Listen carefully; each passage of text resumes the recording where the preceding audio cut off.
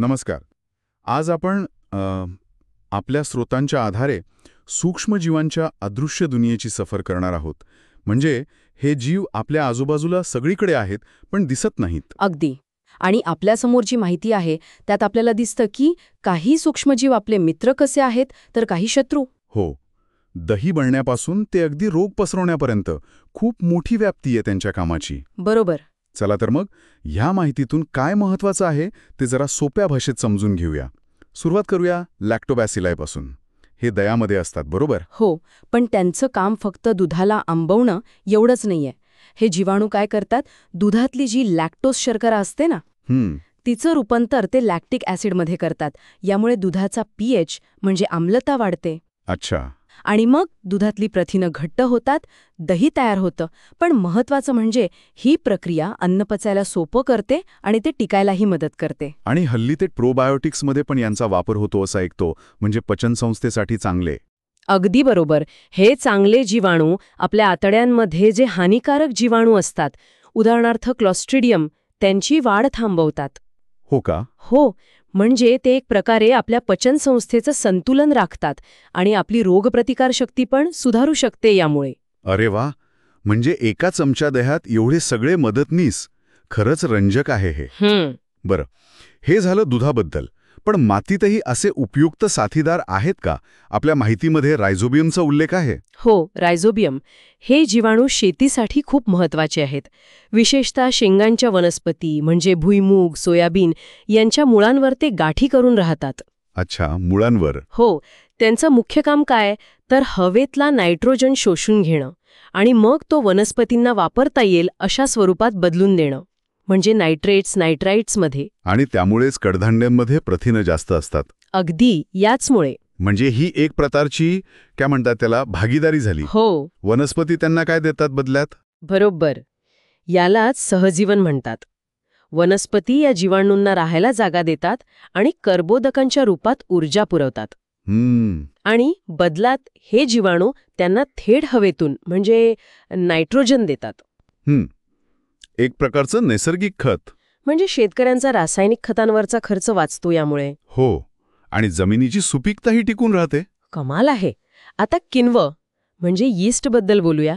पाव फुगतो तो यामुळेच ना? हो, अगदी. किण्व हे एक पेशीय कवक आहे.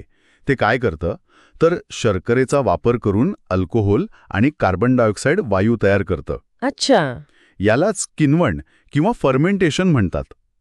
पाव बनवताना हा जो कार्बन डायऑक्साईड वायू तयार होतो तो पिठात अडकतो. आणि त्यामुळे पाव हलका होतो, जाळीदार. बरोबर.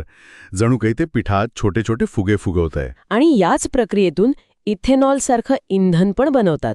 पण आपल्या माहितीमध्ये यारोविया लायपोलिटिका आणि सॅक्रोमायसिस सेरेविसी यांचा उल्लेख आहे. ते विषारी पदार्थ शोषून घेतात म्हणे. हे कसं काय? हे खूप इंटरेस्टिंग आहे. याला बायोरेमेडिएशन म्हणतात. म्हणजे काही विशिष्ट प्रकारचे यीस्ट काय करतात, पाण्यातील किंवा मातीतील जड धातू किंवा विषारी रसायनं शोषून घेतात. अरे वा, म्हणजे हे तर प्रदूषण कमी करायला मदत करतात. हो, अक्षरशः. ही त्यांची एक अनपेक्षित पण खूप उपयुक्त बाजू आहे. म्हणजे सूक्ष्मजीव फक्त खाण्यापिण्याच्या गोष्टीतच नाही तर पर्यावरण संरक्षणातही मदत करतात. पण सगळे सूक्ष्मजीव असे चांगले नसतात नाही का? काही अन्न खराब करतात. बरोबर आहे. ओलसर आणि उबदार हवामान मिळालं की बुरशी लगेच वाढते. तिचे ते बारीक धागे अन्नपदार्थात खोलवर जातात, पोषण घेतात आणि ते खराब करतात. आणि इतकंच नाही, काही बुरशी मायकोटॉक्सिन्स नावाचं विषारी रसायन तयार करतात. त्यामुळे ते अन्न खाण्यासाठी धोकादायक बनतं. आणि ते क्लॉस्ट्रिडियम जीवाणू ते शिजवलेल्या अन्नात वाढतात म्हणे. हो, क्लॉस्ट्रिडियमचं वैशिष्ट्य म्हणजे ते ऑक्सिजन नसताना पण वाढू शकतात, म्हणजे विनॉक्सी परिस्थितीत. अच्छा, म्हणजे हवाबंद डब्यात किंवा नीट न ठेवलेल्या शिजवलेल्या अन्नात. अगदी. तिथे त्यांची वाढ होते आणि गंभीर अन्नविषबाधा होऊ शकते. हां. मग या हानिकारक जीवाणूंशी लढण्यासाठी प्रतिजैविकांचा म्हणजे अँटीबायोटिक्सचा शोध लागला. बरोबर. प्रतिजैविक म्हणजे सूक्ष्मजीवांपासूनच मिळवलेली रसायनं जी इतर जीवाणूंची वाढ थांबवतात किंवा त्यांना मारून टाकतात. पेनिसिलिनचा शोध तर गमतीशीर आहे. हो, अलेक्झांडर फ्लेमिंग. हो, त्यांना दिसलं की एका विशिष्ट बुरशीजवळ जीवाणू वाढत नाहीत. पण इथे एक गोष्ट खूप महत्वाची आहे. काय? प्रतिजैविकं नेहमी डॉक्टरांच्या सल्ल्यानेच घ्यायला हवीत आणि दिलेला कोर्स पूर्ण करायला हवा. नाहीतर काय होतं? काय होतं? ते जीवाणू त्या औषधांविरुद्ध प्रतिकारशक्ती तयार करतात. मग ती औषधं निकामी होतात. हो, हे ऐकलं आहे. हे खरंच गंभीर आहे. याशिवाय इतरही अनेक रोग पसरवणारे सूक्ष्मजीव आहेत ना, म्हणजे जीवाणू, विषाणू. आपल्या स्रोतांमध्ये कॉलरा, मलेरिया, डेंग्यू यांचा उल्लेख आहे. हो, आणि त्यासाठी मग स्वच्छता, लसीकरण, परिसर स्वच्छ ठेवणं हे उपाय महत्वाचे ठरतात. तर आजच्या आपल्या या चर्चेतून हे स्पष्ट होतंय की सूक्ष्मजीवांची दुनिया ही दुधारी तलवारीसारखी आहे. म्हणजे एका बाजूला आपल्याला मदत करणारे मित्र आहेत, दही, शेती, औषधं, अगदी पर्यावरण स्वच्छतेत सुद्धा. आणि दुसरीकडे अन्न खराब करणारे आणि रोगराई पसरवणारे शत्रूही आहेत. त्यामुळे त्यांचं योग्य संतुलन राखणं आणि त्यांचा वापर समजून घेणं खूप गरजेचं आहे. आपण पाहिलं की हे न दिसणारे जीव किती शक्तिशाली आहेत. म्हणजे आपण अन्न, औषधं यासाठी त्यांचा वापर करतोच आहोत.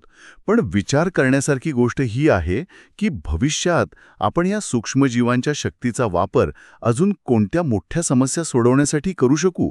म्हणजे कल्पना करा, प्लास्टिक विघटन करण्यासाठी किंवा अगदी नवीन ऊर्जा स्रोत तयार करण्यासाठी. काय वाटतं? हे एक मोठं आव्हान आणि संधी दोन्ही आहे, नाही का?